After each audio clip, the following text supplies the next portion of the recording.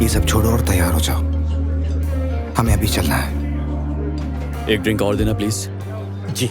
फजूल हरकतें मत करो, मैं सीधा यहाँ आया हूँ सिर्फ तुम्हें ले जाने के लिए। लेकिन मैंने तुम्हें नहीं बुलाया, जाकर अपने मुजरिमों को पकड़ो।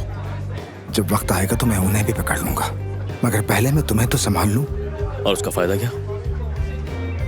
मार्क, उस लड़की की शादी हो रही है, मुझे पता है, लेकिन तुम्हें मिल जाएगी कोई और। उसकी तरह कोई भी नहीं, और तुम ये नहीं समझ सकते। कैसे नहीं समझूंगा मैं?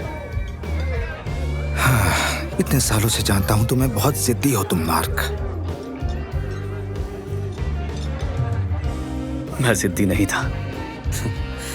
उसी ने किया है सब।